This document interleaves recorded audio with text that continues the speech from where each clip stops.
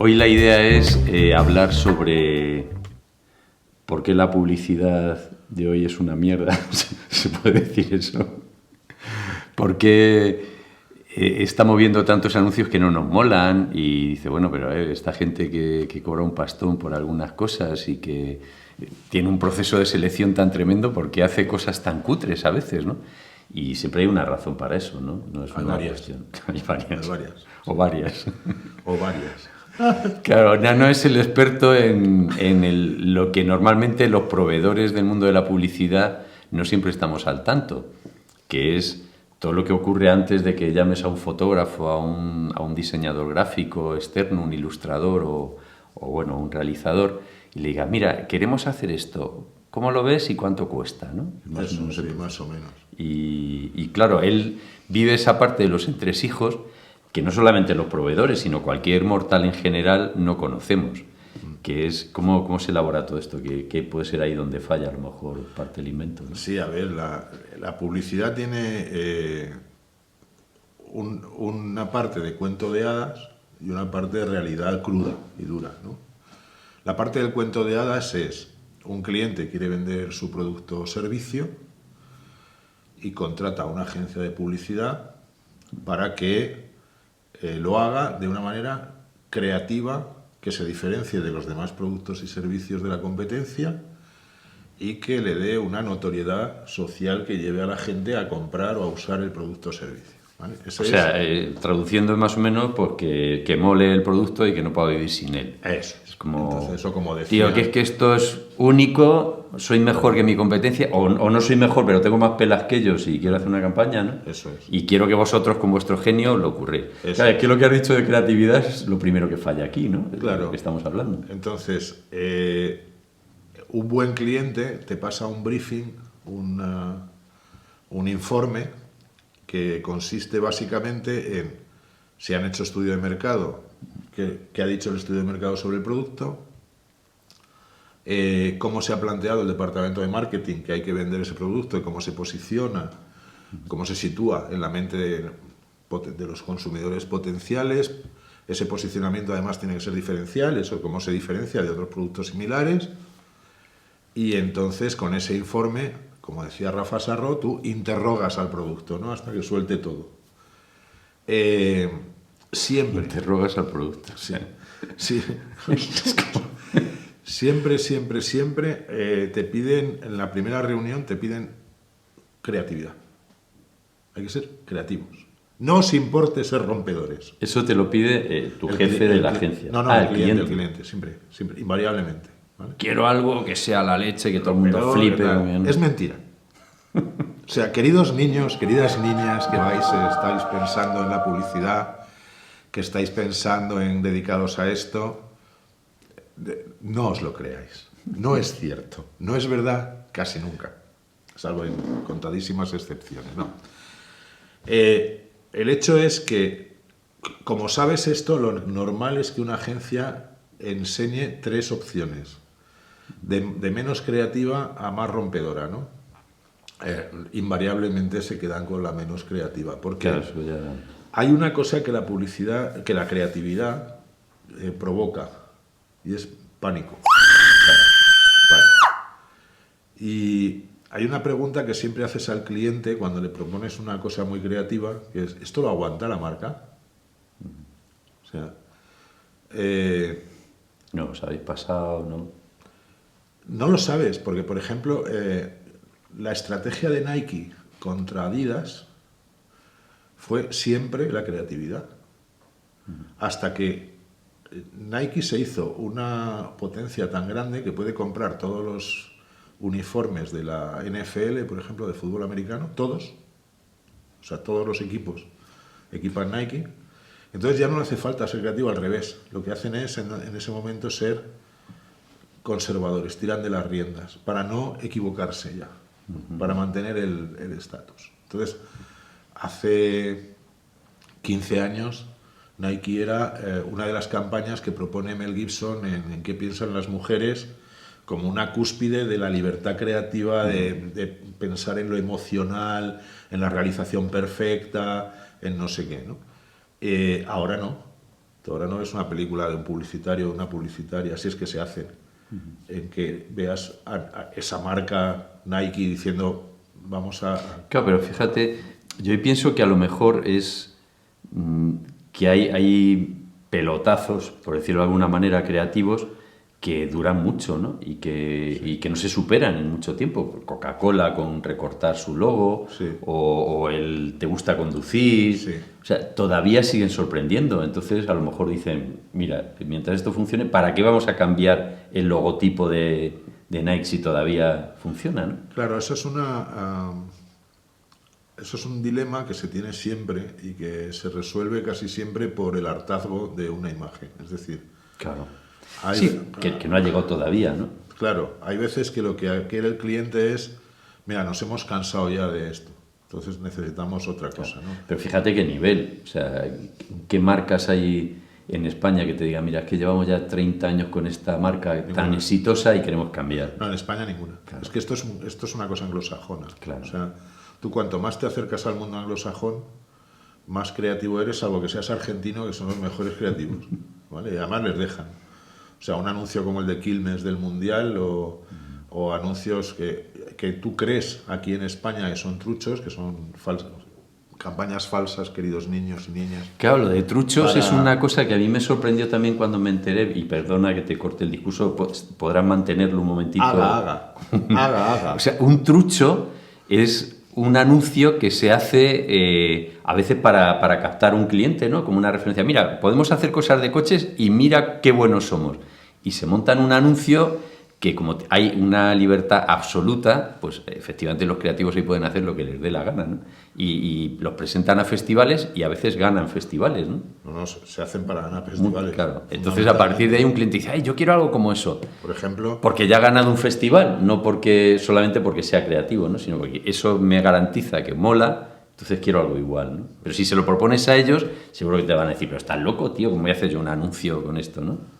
no, bueno, trucho, Eso es un trucho, claro, que es falso. en Argentina significa un cacharro falsificado. O sea, cualquier cosa de estas. Entonces, No es el macho de la trucha. una agencia que no quería mencionar, como Casa de Val y Pedreño, Ay, no lo digas. por ejemplo, pues ganó el León de Oro en Cannes con una campaña de un pegamento que no existía. Entonces compraron, o sea, fabricaron el pegamento, fabricaron el envase, hicieron el packaging. Y como una de las reglas para los festivales, que yo creo que me parece que se cambió ya, es que estuviera realmente en un punto de venta, alquilaron un punto de venta, montaron un escaparate, un display con el producto, Qué bueno. expresamente para poder, porque la historia era un convento de monjas en que un niño Jesús se le cae la pilila. Eso me acuerdo. Y entonces la monja le pega la pilila para abajo, pero luego piensa y se la pone pues, mirando para arriba, ¿no? Ja, ja, ja, que bien. Solo que si tú ibas a una tienda normal y corriendo a una ferretería, no existía ese Pero eso yo lo llegué a ver en televisión. Sí, claro, porque también tienes que comprar los medios, o sea, tienes que anunciar ese producto de verdad, tienes que tener, ¿cómo se llama?, un certificado de emisión. Pero ¿por qué ahora no hay un cliente que diga, yo quiero un anuncio así de bueno? No, te dicen. Lo que pasa es que si lo haces igual, no estás diferenciándolo. Entonces, claro, cuando lo ven dicen, bueno, es que esto es lo mismo. Ya, pero me refiero a Y que cuando se lo podría hacen- imitar algo así, ¿no? Podría haber clientes que dijesen, oye, mira, quiero un anuncio del... O sea, el pasado es pasado y supongo que como ocurrirá en fotografía, que le hablas a alguien de Richard Avedon y piensa que es un perfume o un tipo de jabón, ¿no? ¿Por qué ahora no hay un cliente que te diga, es que quiero algo como que sí ocurrirá, como los anuncios de los 80, porque a lo mejor sí tienen edad como para haber visto anuncios de los 80 o los 90, ¿no? Pero- que había todavía esa genialidad. Pero tienen mucho miedo. Y luego hay una cosa que se llama la plantilla. Vosotros no sabéis lo que es la plantilla. Los empleados de la agencia. No, es una plantilla.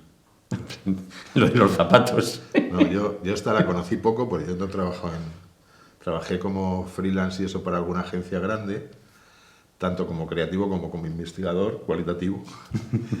Pero en las agencias pequeñas no suele pasar esto, pero las agencias grandes trabajan para grandes clientes, normalmente multinacionales. Entonces, mucha de la creatividad que tú ves viene de fuera, viene de Italia, de Francia, de Estados Unidos alguna, de Inglaterra y tal, de Alemania, porque lo que hacen es que el distop, la parte de la compañía que lleva a Europa hace un anuncio, entonces lo vende para toda Europa, la parte que lleva a Asia hace un anuncio asiático y se lo vende a toda Asia, etc.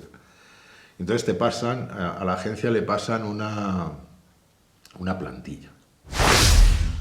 Y esa plantilla te la pasa el director de marketing de Henkel, te la pasa el de Johnson & Johnson, te la pasa el de L'Oréal, bueno, L'Oréal menos. Porque lo han diseñado en Francia o en Estados Unidos y dicen... No sé, el origen de la plantilla es nebuloso, es como el origen de las tablas de la ley que dicen en el Sinaí y tal, pero se sabe ya. Como un bulo o algo así, ¿no? Es algo... Y entonces en esa plantilla tienes medido en segundos del anuncio y en frames el tiempo que aparece el protagonista, que tiene que ser representante del público objetivo. El tiempo que aparece el protagonista con el producto en las manos, el tiempo que aparece el protagonista con el producto usándose. Vamos, espontaneidad pura. Todo creatividad.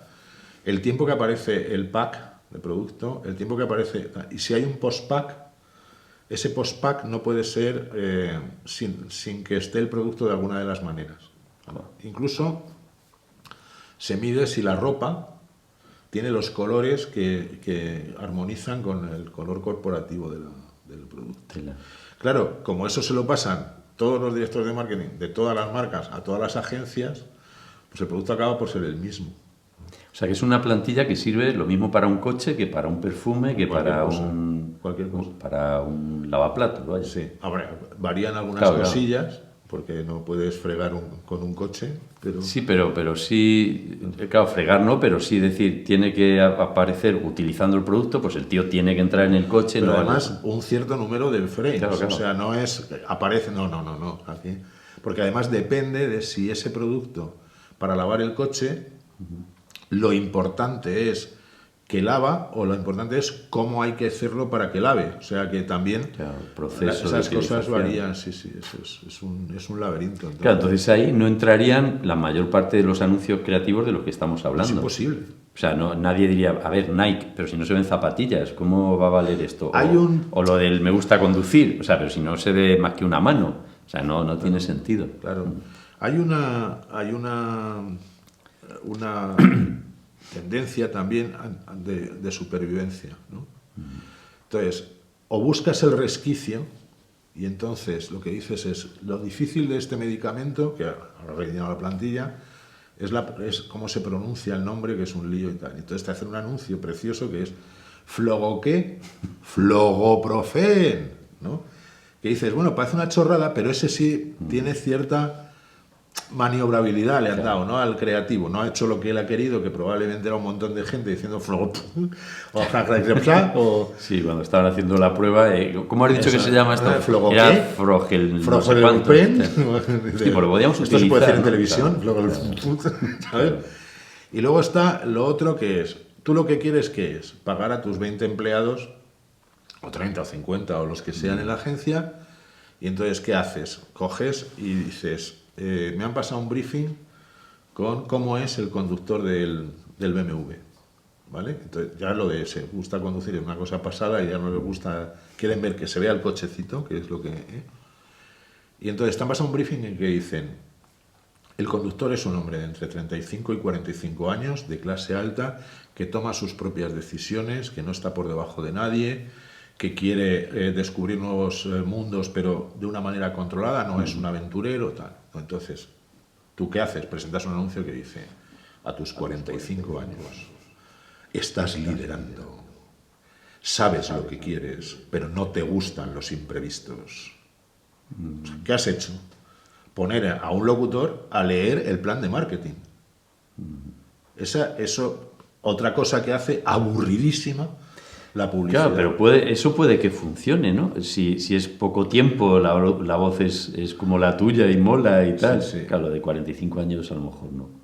No sé, pero a ver. Pero no se te ve. Sacas no con se una te churri ve. de Sí, 40, que hables solo. Está bien. Sí, no me has pillado. Perdón. Es que Estabas concentrado ahí. No, es que estoy pensando en que no, así es imposible hacer creatividad. Claro, pero posiblemente porque tú lo ves desde el punto de vista técnico, pero desde fuera, si alguien me dice lo que tú acabas de decir, pues yo digo, hombre, yo 45 tampoco, pero pero joder, este coche puede molar, ¿no? Pero tú no tienes... O es para mí no, porque no busco eso Vale, en un coche. pero ¿no? luego haces un post-test, cuando se hacen, en Estados Unidos se hacen desde los años 20, pero tú ahora haces un post-test, relatas el anuncio y la gente dice, sí, lo he visto, lo he visto. ¿Qué anuncio? Ay, no me acuerdo. Que también pasa con anuncios extremadamente creativos. Hay anuncios tan extremadamente creativos que te dicen, ¿qué vendía? No me acuerdo, tío, pero me lo he pasado, qué pedazo de anuncio. Aquel que decían, ¿te acuerdas que salía que... No sé, pero era buenísimo, ¿no? Por eso lo de la casera es tan bueno. Claro. O lo de... Solares, solo sabe agua. Exactamente, solo sabe agua. O sí, los porque jingles. sin el nombre de la marca no puedes tener el lema completo, ¿no? Y luego hay otra cosa que es que la intención del creativo es esta. Mirar aquí en la Biblia, que se llama The Creative Book, ¿vale? Hay más libros como este, no este es el único. Bueno, esto yo creo que podríamos dedicarle un ratito más, si te parece, ¿no? En otra sesión. Porque eso será pura creatividad, ¿no?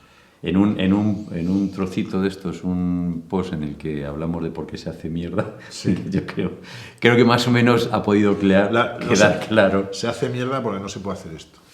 Claro. ¿Vale? No se puede hacer esto porque lo que ha dicho Luis dice, pero entonces funciona. El problema es que tú no llega un momento en que la agencia no lucha para que eso funcione, sino para que el cliente lo apruebe. Claro. Ese es el gran error de tal y como está montado el sistema de la publicidad y el por qué, el error de no confiar en la creatividad. Que al final lo que quiere la agencia es mantener al cliente y el cliente quiere no asumir ningún riesgo porque le va bien. Claro. Entonces, ¿para qué hace publicidad? Claro. Entonces, ¿quiénes suelen asumir riesgos? Los que no tienen mucho que perder. Claro. Las terceras marcas, cuartas marcas, es así. Pero entonces esas van a boutiques creativas. Es más fácil que vayan incluso a un creativo concreto o que vayan a Tarsim o que vayan... Que se meta con ellos. Claro, de lleno, directamente dicen, oye, vamos aquí a montar algo, ¿no? Hazme algo a medida.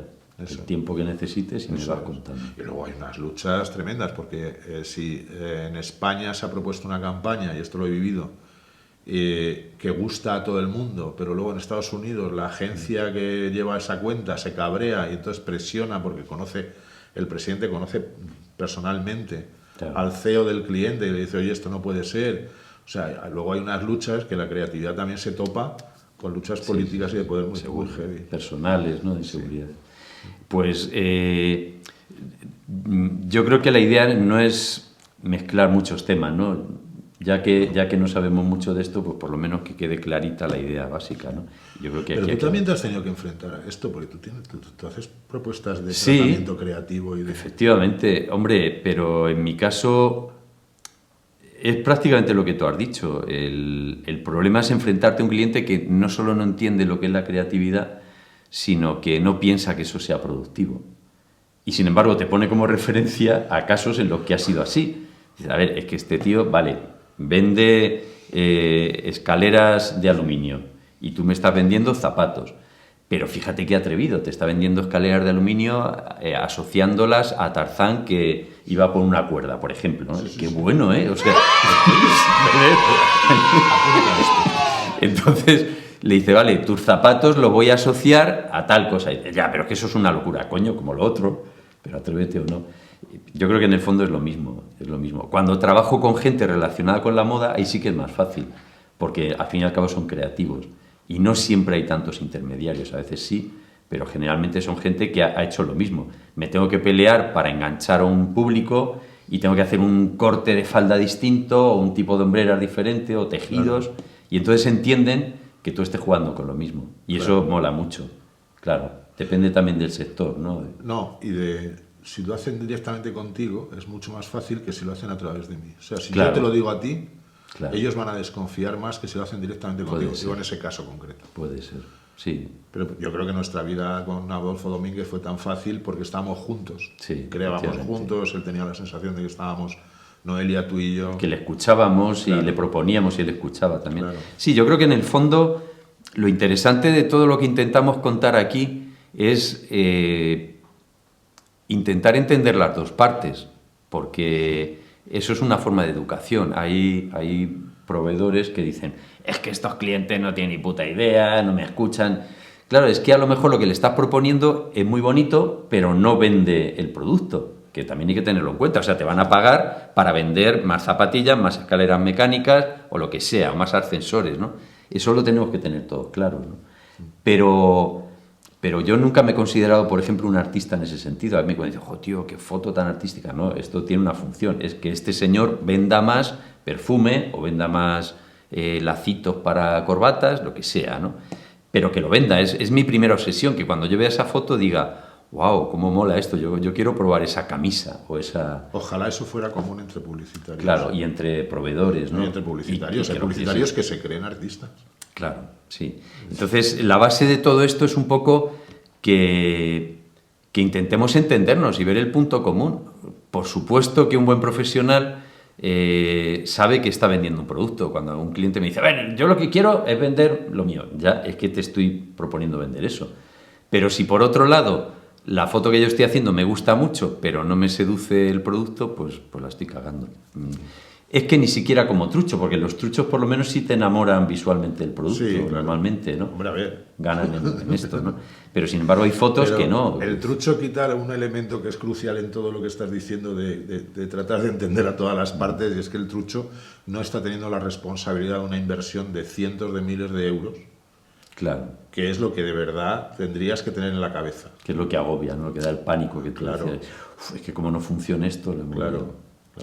Y viceversa, el pánico del cliente que dice, bueno, es que si no funciona... Pero es como el pánico de un atleta que tiene que saltar 5 metros 45 y con eso bate el récord del mundo, y sin embargo es capaz de abstraerse y decir, a ver, has entrenado mucho, chavalín, no eres un saltamonte, pero esto lo has hecho y puedes. Y cuando se mentaliza así, salta, ¿no? Sí, sí. Entonces, que un profesional diga, es que mucha responsabilidad me ha acojonado, pues haberte dedicado a flautista. No, los flautistas también lo tienen. Yo una vez acepté una campaña y me fui, una vez que dije que sí, me fui al baño y vomité. Una campaña política. Claro, entonces es más fácil. O sea, ya de eso hablaremos también, queridos niños. Queridas niñas. Pues nada, la política, amor. Yo creo que lo podemos ampliar porque yo me he quedado con ganas de ver el librito este, que tiene muy buena pinta y hombre, lo podemos hacer de cara a ver el otro lado. O sea, ya sabemos por qué no es creativo, pues ahora vamos a mojarnos y cómo hace falta ser creativo. Claro, ¿cómo se pone uno? Eso la próxima semana. La semana entrante estamos en ello. Tendrás la publicidad a tu alcance. Se vemos.